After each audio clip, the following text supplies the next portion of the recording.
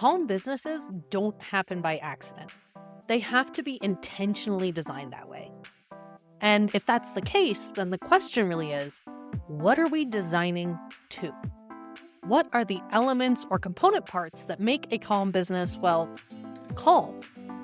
How do you actually engineer a business to be calm? That's the question I want to explore over the next few episodes. Hi there, I'm Susan Bowles, and this is Beyond Margins, the show where we deconstruct how to build a calmer business. While calm businesses all look pretty different in terms of business model, approach to work, size of team, industry, there are actually some elements that they all have in common. These elements are the foundational blocks to focus on if you're trying to build a calm business for yourself. It's really, really difficult to create a calm business without these pieces. So you can think of these as touchstones or like foundational bricks. These components are what you are considering and building into each area or process of your business. And that's what actually makes your business calmer. But before we actually get into what each element is, we need to step back a little bit to understand why these are so important. So you might have heard me talk about default decisions before. In fact, the very first episode of this podcast was actually about default decisions. I just re-listened to it in preparation for writing this episode, and it is surprisingly good and actually not at all embarrassing, which is a surprise in itself given that it's my first episode. So here's the deal. Default decisions are decisions in your business that you don't even think about or realize that you're making. They just kind of are. Default decisions are the shoulds, the choices you make because that's what you're supposed to do.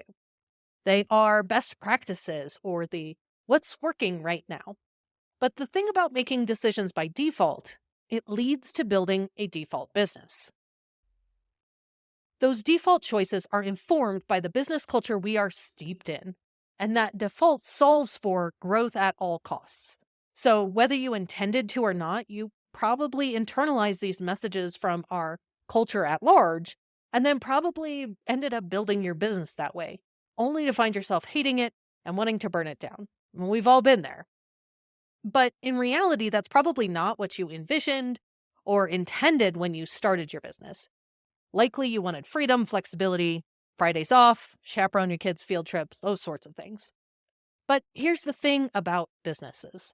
They do what they're designed to solve for. What you solve for is what you will end up creating. Trying to make a business do something that it's not designed to do is like trying to hold back an angry hippo. Whatever your overriding priority is for your company, that will drive every single one of your decisions to the detriment of everything else. So if you design to the default, that is what you end up with. If you want to end up with a different business, one that isn't sacrificing everything else for growth, you need to solve for something different.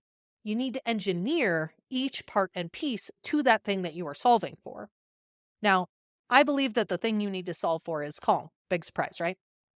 Ultimately, solving for calm is what builds calmer businesses. And honestly, calmer businesses are way more enjoyable to run. They're more enjoyable to work in, but they're also more sustainable. They don't cause burnout and they don't make you want to burn them down. But calm, like anything else you're solving for, it doesn't just happen. It is, in fact, engineered. So the way you package and deliver your services, the financial choices you make, honestly, even what KPIs to measure, every single aspect has to align with what you're solving for. So if you've stuck with me this far, I assume you are on board with this idea that you want to build a calmer business. And you understand that in order to make that happen, we have to engineer that calm into the business. So after a quick break to hear from our sponsors, we're going to dive into how you actually do this. What are the elements that need to exist in order to build something calmer? So there are 6 elements that are the hallmark of all calm businesses. You can remember them using the acronym CALMER.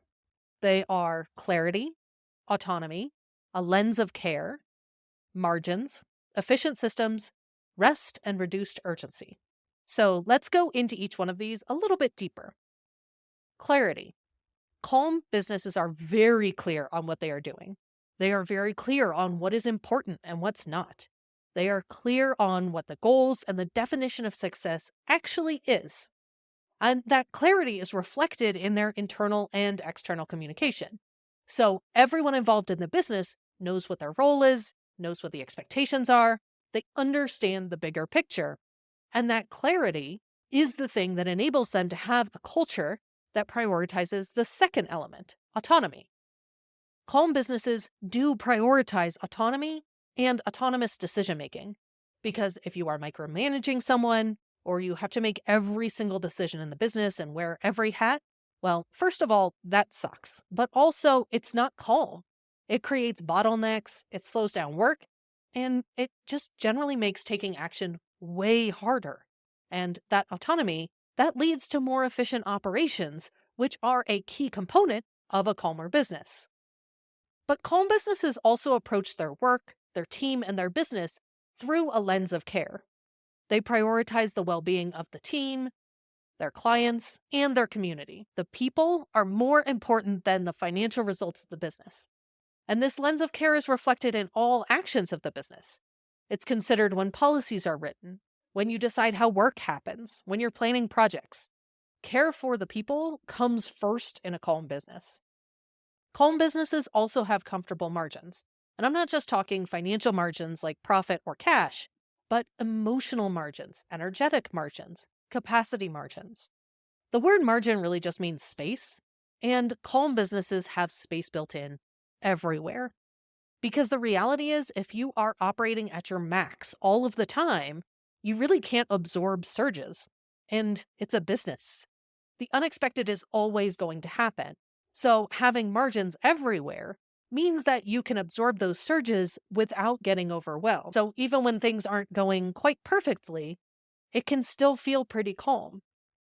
Now, one of the ways that you can create solid margins is to lean into efficient systems. I like to say that efficiency can be used for good or for evil. You can create efficiency in your business and use it to do more, or you can use that efficiency to build margins, to build space, to give you some breathing room. And calm businesses all have efficient systems. That focus on building strong systems is a core component of a calm business. And this particular element actually creates some of the other elements. Margin, care, clarity, autonomy, they're all actually created or strengthened by the systems in a business. And then finally, calm businesses prioritize rest and reduce urgency. In a calm business, rest is a given, not a privilege. One of the biggest mindset shifts required to create a calmer business is realizing that a lot of the urgency in a business, which is the default, it's all manufactured, and urgency is the enemy of a calm business.